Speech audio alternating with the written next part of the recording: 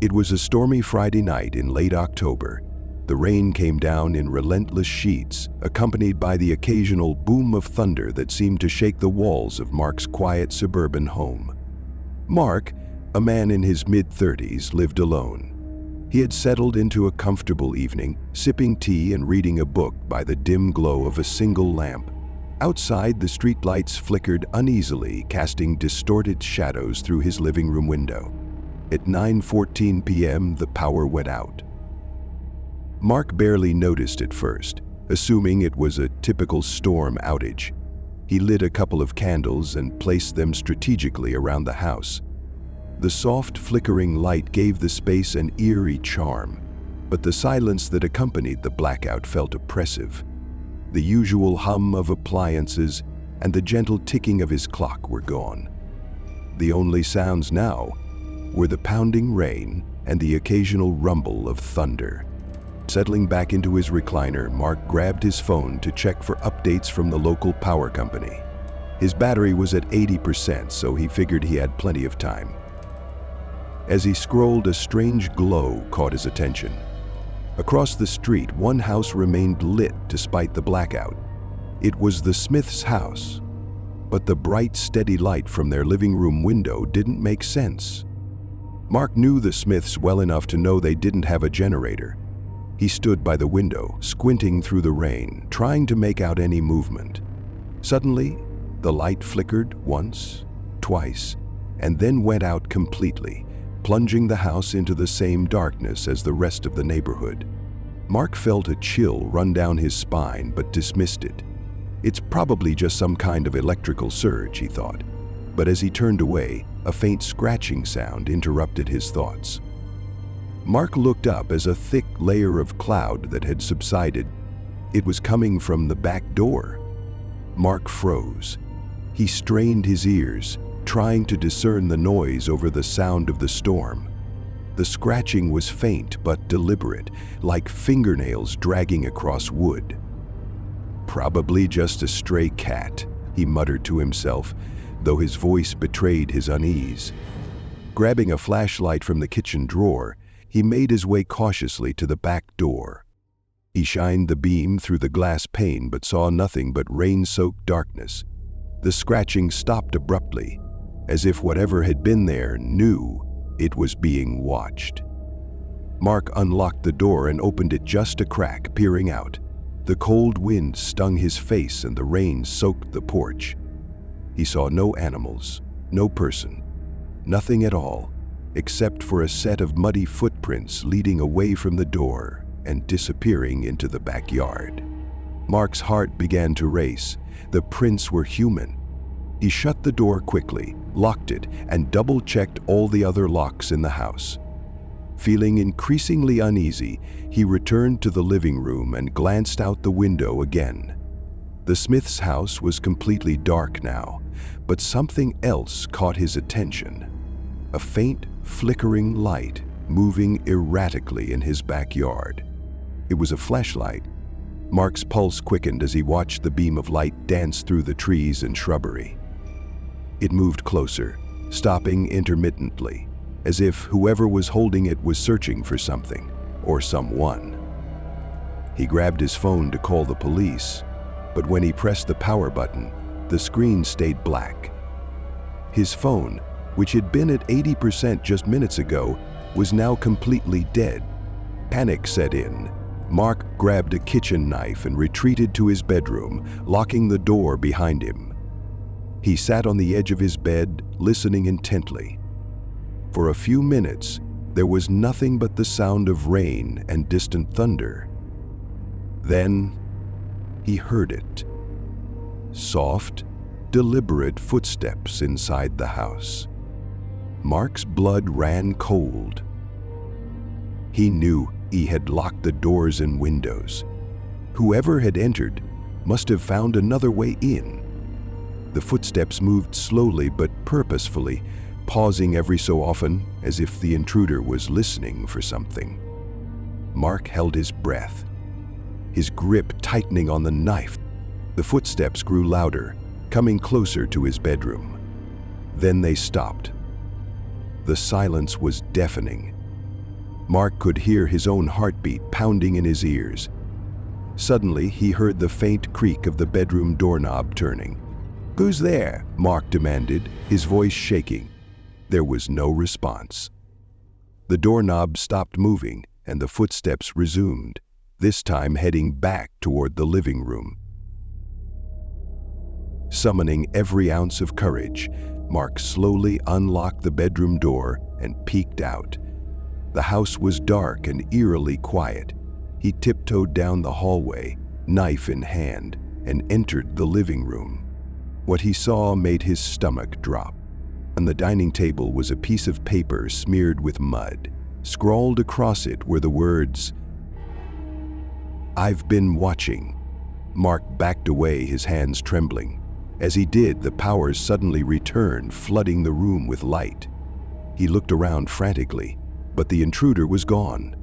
The doors were still locked, and there was no sign of forced entry. The muddy footprints, however, were very real, leading from the back door to the dining table and back out again. Mark immediately called the police. When they arrived, they searched the house and the yard but found no one. The footprints were washed away by the rain, and there was no evidence to suggest how the intruder had entered or exited. The officers reassured Mark that it was likely a prank and advised him to stay vigilant. But something about the incident didn't sit right with him.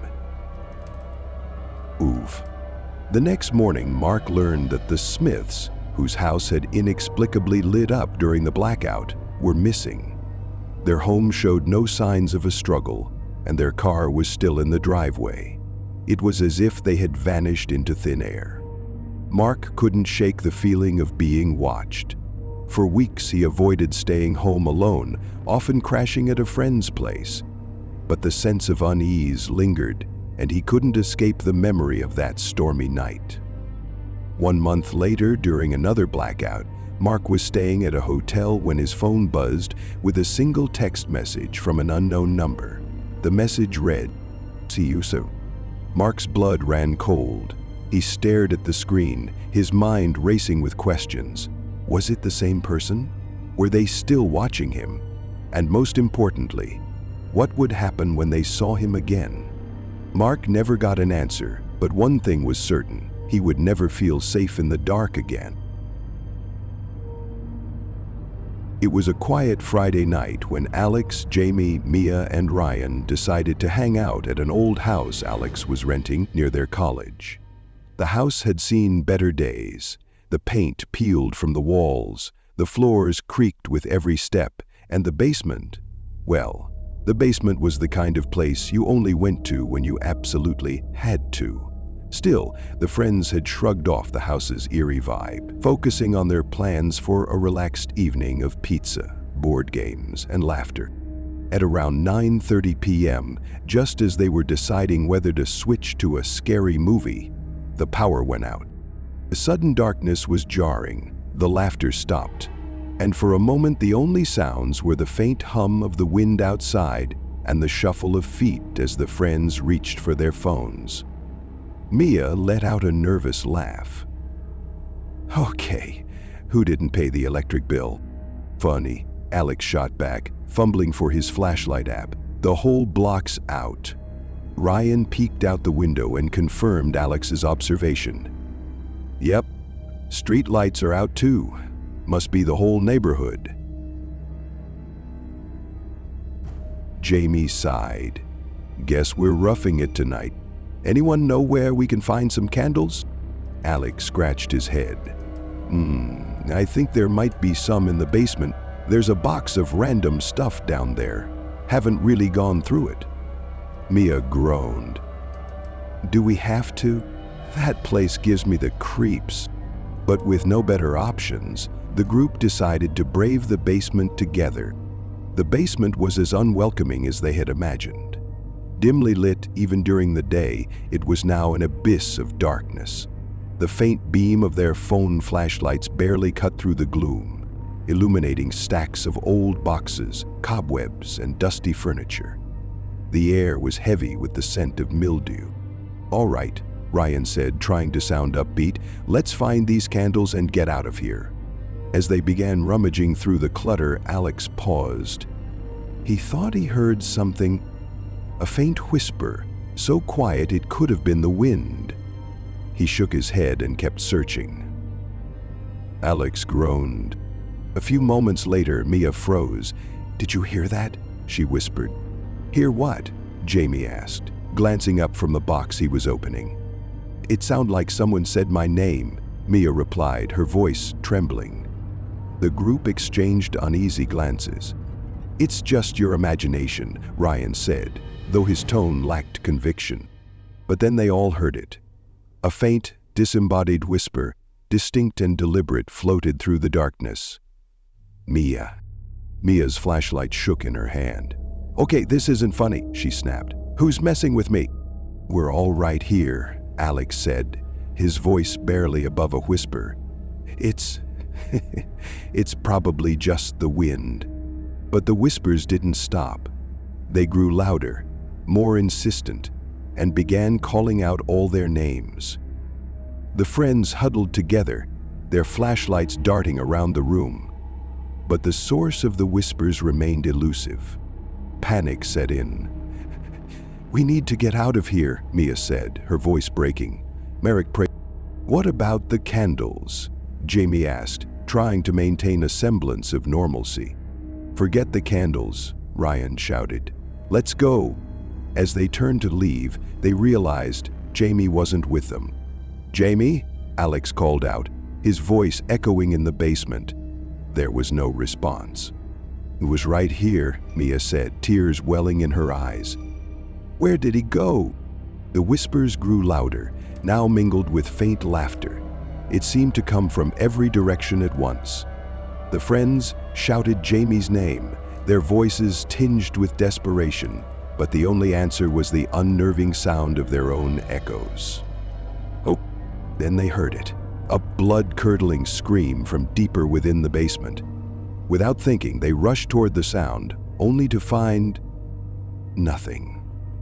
Jamie was gone. In their frantic search, Mia tripped over an old, dust-covered chest. As she steadied herself, she noticed a tattered journal lying on top. Something about it felt wrong, but desperation overrode her fear. She opened it, her trembling hands flipping through its yellowed pages. "Guys," she said, her voice shaking, "you need to see this." The journal detailed events from decades ago. It described a blackout eerily similar to the one they were experiencing. According to the entries, the house had been the site of several disappearances, all during power outages. The victims had reportedly been lured into the basement by whispers that only they could hear. The final entry was chilling. "They come for you in the dark. Do not let them call your name." "We have to get out of here," Ryan said, his voice firm. "Now." They ran for the stairs, but the basement door was locked. No matter how hard they pushed or pulled, it wouldn't budge. The whispers were now deafening, mingling with guttural growls that seemed to vibrate through the walls. "What do we do?" Mia cried. Alex's phone buzzed in his pocket. He pulled it out, and his blood ran cold. It was a text from Jamie's number. It read, "Come to. It's too late." As the entity's presence grew stronger, the friends noticed a faint glow emanating from an old kerosene lamp on a nearby shelf. Alex grabbed it, fumbling to light it with matches he found nearby. When the flame flickered to life, the whispers receded slightly. "It's the light," Alex realized. "It keeps them back." Using the lamp, they pushed through the basement, the shadows retreating before them. When they reached the door, Ryan used all his strength to ram it open. It finally gave way, and the group stumbled into the safety of the rain-soaked night. They called the police, but no trace of Jamie was ever found. The officers dismissed their story, chalking it up to hysteria and the house's decrepit state. But the friends knew the truth. Weeks later, Mia couldn't shake the feeling of being watched. One night, she received a voicemail from an unknown number. The message was barely audible, but she recognized the voice. It was Jamie, and he was whispering, "Don't come back." It was a night like any other in the heart of the city. Cars honked below, streetlights buzzed faintly, and the hum of television seeped through thin apartment walls. Daniel had just finished a late dinner and settled on his couch to scroll aimlessly on his phone. That's when it happened. Without warning, the city plunged into total darkness. The blackout wasn't entirely unusual. The city's power grid wasn't perfect, and Daniel had experienced outages before, but something about this one felt different. He peered out of his fifth-floor window, expecting to see the usual glow of headlights and flashlights as people adjusted to the outage. Instead, he saw nothing, not a single light, not even the faint glow of the moon. It was as if the darkness had swallowed the entire block. Moments later, Daniel noticed something stranger. One of the streets that had been visible just minutes ago was gone. Not obscured by darkness, but entirely gone. Buildings that had stood there were no longer visible, replaced by an endless void. He rubbed his eyes, thinking it was a trick of the shadows, but as he squinted into the abyss, he realized it wasn't his imagination. "What the hell?" he whispered to himself. Then, the first scream pierced the air. It came from somewhere across the street. A woman's voice, shrill and terrified, echoed through the silence. Daniel's chest tightened as he stared into the void where the scream had originated. Moments later, the scream was abruptly cut off, leaving an eerie silence in its wake. That's when the building across from his began to disappear, one floor at a time, as though an invisible hand were erasing it from existence. The process was silent, almost surgical. Daniel backed away from his window, heart pounding. He grabbed his phone and tried to call someone, anyone, but the screen was unresponsive, flickering once before going completely black. Panic set in as he realized he had no way to contact the outside world. He paced his small apartment, debating whether to leave or stay put. Then came the noises in the hallway. It started as a faint shuffling, like someone dragging their feet. Then came the whispers, low, guttural voices speaking a language Daniel couldn't understand. He pressed his ear to the door, trying to make sense of the sounds. Suddenly, there was a loud bang, followed by another scream. This time, it was closer. A neighbor, perhaps one of the young couples down the hall. Daniel's instincts told him to stay inside, but curiosity got the better of him. He cracked his door open just enough to peek into the hallway. What he saw made his blood run cold. Oh. The hallway lights, which should have been dim emergency fluorescents, were gone. Not broken, gone. A pitch-black void stretched down the corridor. Doors to other apartments stood ajar, some swinging slowly as though recently opened, and on a few doors he noticed strange chalk-drawn symbols. Intricate patterns of circles and lines, almost like runes. He had never seen them before. As he stepped into the hallway, he called out, "Hello? Is anyone there?" No response. Only the whispers. They seemed to grow louder, surrounding him, yet he saw no one. He approached the nearest door marked with a symbol and pushed it open. The apartment inside was empty, its furniture coated in a thin layer of dust. On the coffee table, he noticed a journal. Hesitant but desperate for answers, Daniel picked it up and began to read.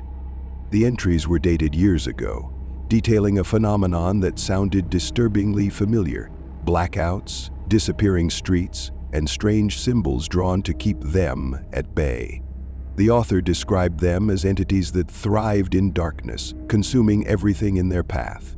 The symbols, the journal explained, were a form of protection, warding off the entities as long as they remained intact. Daniel's hands shook as he read the final entry. "They come for you in the dark. Do not let them call your name. A chill ran down his spine. As if on cue, he heard his name whispered from the darkness. Daniel. He dropped the journal and stumbled back into the hallway. The void was closer now, creeping toward him like a living thing. Panic took over as he sprinted to his apartment. He slammed the door shut and locked it, his breath coming in ragged gasps. He grabbed a piece of chalk he'd found in the journal and began replicating the symbols on his door. His hands were unsteady, and the lines came out jagged, but he hoped it was enough. The whispers grew louder, more insistent. They called his name over and over, each repetition more distorted than the last. Daniel pressed his back against the door, clutching a flashlight he had found in his kitchen drawer. When he turned it on, the beam cut through the darkness, but it didn't reach far. The void seemed to absorb the light, leaving only a small circle of visibility around him. Hours passed, or maybe minutes. Time felt meaningless in the oppressive darkness. Just as Daniel began to think the symbols were working, the whispers stopped. The silence was worse. He realized he could hear faint footsteps outside his door, moving closer. He clenched his flashlight tighter, his knuckles white. Suddenly the door rattled as something banged against it. The symbols on the door began to glow faintly, as if resisting whatever was on the other side. Daniel's heart raced as he grabbed a mirror from his bathroom, placing it near the door to reflect the light from his flashlight. The glowing symbols grew brighter, and the banging stopped. For a moment it seemed like the danger had passed, but then he heard it again. His name, whispered from inside the apartment. "What?" he asked, his words startling him. Spinning around, Daniel shone his flashlight toward the source of the sound. The beam illuminated the corner of his living room, where a figure stood, its face obscured by shadows. The figure didn't move, didn't speak. It only stared. Daniel bolted for the fire escape. He didn't care about the journal, the symbols, or the whispers anymore. Survival was his only thought. Climbing out the window, he descended the fire escape as fast as he could, the metal groaning under his weight. When he reached the alley below, he realized the void was spreading faster now. Entire buildings vanished before his eyes, leaving nothing but darkness in their wake. He ran, zigzagging through the city's labyrinthine streets. Occasionally, he saw faint lights in the distance, but they disappeared before he could reach them. He remembered the journal mentioning a safe zone, a place where the entities couldn't reach. He clung to that hope, though the directions to the safe zone had been incomplete. Finally, Daniel reached the edge of the city. The darkness loomed before him like a living wall, pulsating and writhing. In the distance, he saw a faint light flickering. Was it the safe zone? Or just another trap? He hesitated, his chest heaving with exhaustion. Behind him, the void crept closer, devouring everything in its path. The whispers returned, louder than ever, calling his name in unison. With no other choice, Daniel stepped toward the light. The story ends there, leaving his fate unknown, swallowed by the uncertain glow of the vanishing lights.